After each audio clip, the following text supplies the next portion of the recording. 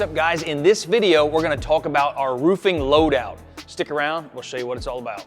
What's up, guys? My name's Aaron. We're here in our shop, Exterior Pro. In this video about loadout, we're gonna be talking about the tools and the gear or the equipment that you're gonna need to do these specific types of roofing projects. So let me give you an analogy about roofing, but kind of towards the line of hunting. So deer hunting, squirrel hunting, and bird hunting, they're all hunting.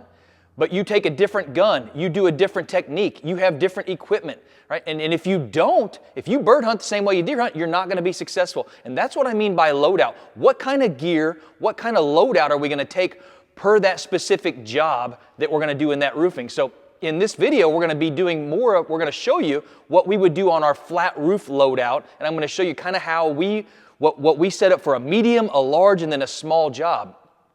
But this cannot be just a copy and paste for you.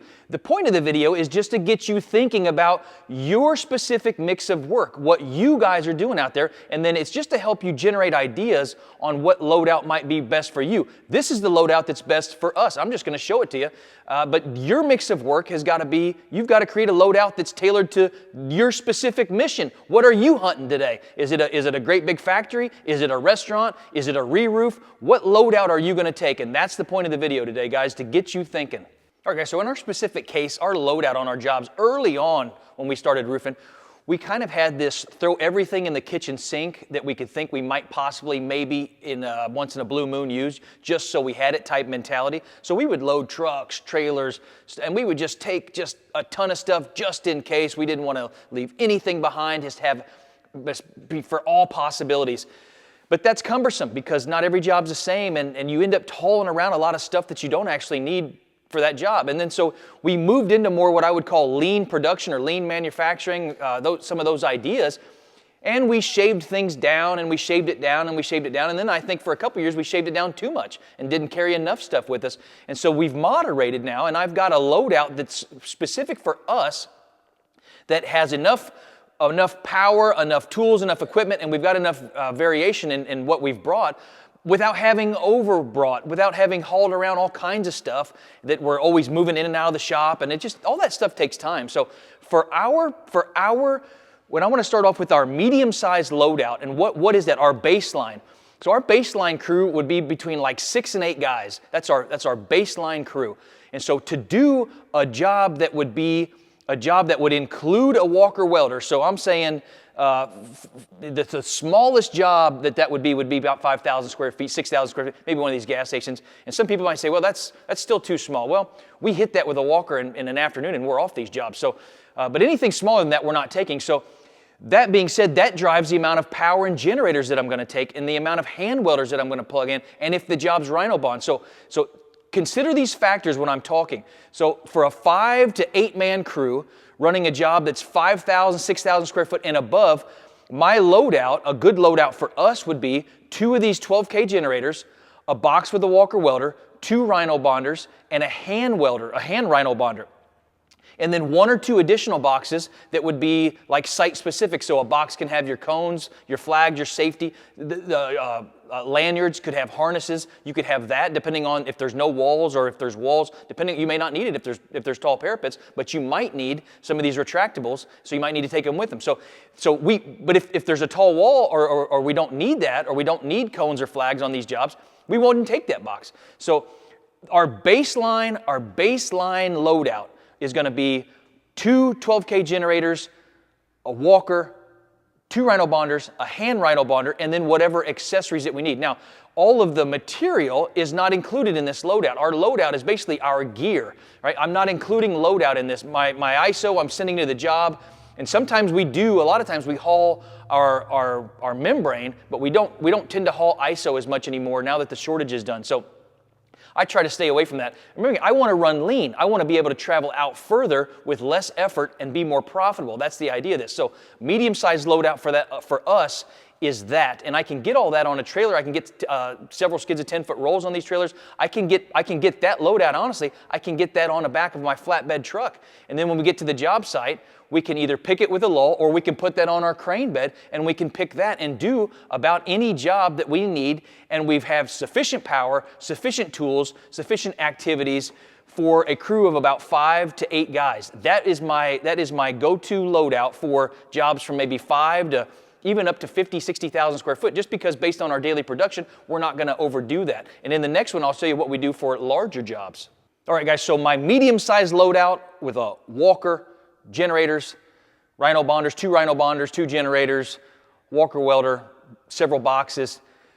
That loadout works for our size crew, 8 guys max probably, up to 50, 60,000 square foot. But what happens when we get on these larger size jobs? Well, on these larger size jobs, I don't try to just add 1 generator. I just have this loadout and I just double it. So when I get onto larger size jobs, 80,000, 100,000 square foot, maybe it's 100,000 square foot, but it's not even on the same building. Maybe you're on a facility, but there's multiple buildings on the facility. Well, I might have one loadout, that medium-sized loadout on one building, and we might have another crew on another building. So it's not like you can just wheel the generator over to that and take your walk. I don't want to carry this stuff. We're not going to move these things between, but we're just going to set another loadout. So this loadout for us, it scales very well. So when I've got 8 guys, it works with 1. When I'm going to run 13, 14, 15 guys, 16 guys, I always scale it with 2, and I just do that exact same loadout. I just double it. So now instead of 2 12K Jennies, we've got 4 12K Jennies. Instead of 1 walker welder, we've got 2. Right? It's because we've got double the manpower. We need double the loadout. We need more gear. We need more of everything. We need more extension cords. We need more Rhino. So we'll have 4 Rhino bonders on these big jobs. So that's how I do my base loadout, and then we scale it on these bigger size jobs. We just basically take the same loadout. Now, what happens when we don't have a big job? Well, now I've got 2 medium-sized loadouts, and I can leapfrog my equipment from job to job. So I might have an 8,000 square foot gas station here, and I might have a 5,000 or 6,000 square foot restaurant over here. Well, I might have a loadout on each one. Right? Well, why is that? Well, because we're going to be moving crews. A lot of times these jobs happen at the same time, and you've got to have the tools. But if you only have 1 loadout, you've got to be able to move these things around so that your crews, your guys stay busy. So that's what we like to do. We like to have these loadouts, and then when we have larger size jobs, what do? We combine the crews, but we also combine the loadouts. You don't want 15 guys up there in 1 generator and 4 cords, and you're maxed out. And it's like that is non-productive. That is a good way to lose money. You will spend a lot of labor and not get anything done. All right, so we double the loadout on these big jobs, and that scales very well for us. All right, guys, in this next part of this video, we're going to talk about the loadout, but that would be too small for a walker welder. So that would include, for us, small jobs like 5,000 square foot and under. That would include our remodel jobs. We travel and do there's a lot of restaurant remodels that go on, and then there's a lot of repairs that would go on. So what loadout do we take for them? Obviously on those jobs, I'm not hauling trailers and flatbed trucks and cranes to these small jobs. Wow, it's going to cost too much money. I want to be mobile. I want to be in and out, man. I want to be tight and right with my loadout. I want my gear to be streamlined to what I need. So what we do is every guy has a welder and a generator. So if there's 2 guys in that truck, well, there's 2 welders and there's 2 generators at least in that truck. Some of these quad cab trucks you run, there's 3 guys in that truck, and there's 3 generators, and there's 3. Everybody's welding. Everybody's got a generator. Everybody's got a cord. Everybody's got a specific loadout, and that's what this big stack of these little Hondas behind me are. So what am I trying to say with that? So for our small jobs, what I'm trying to say is, if I'm going to go do a Chipotle that's 3 hours from my shop, I want to just take regular pickup trucks and the tools that I have on board, right? We'll have 1 material truck, which a lot of times we can get those small jobs with no trailer, just on the back of a flatbed truck.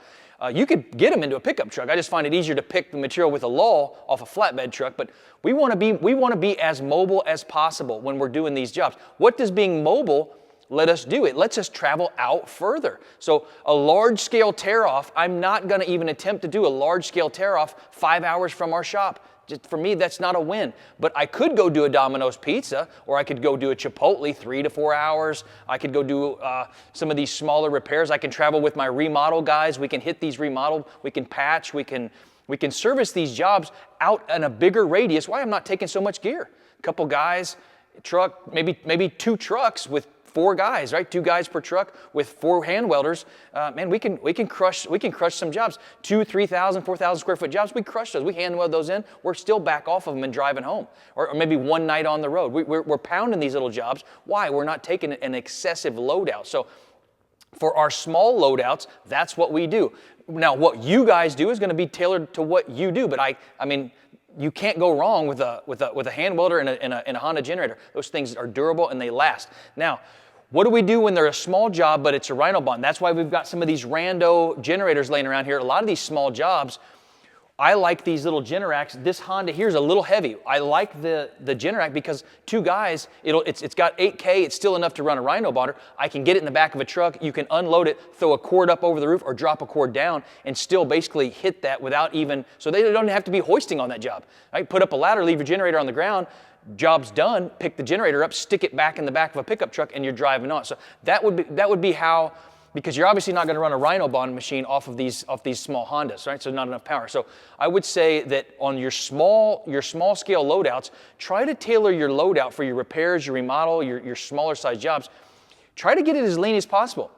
And then expand your travel range, right? So my large scale travel range is smaller, right? My repair, my remodel, my service range is wide. Why? I'm not hauling the equipment. I've tailored my loadout. So guys, use this information, tailor your loadouts to your crew size, your job size, and your right mix of work. We'll see you on the next one.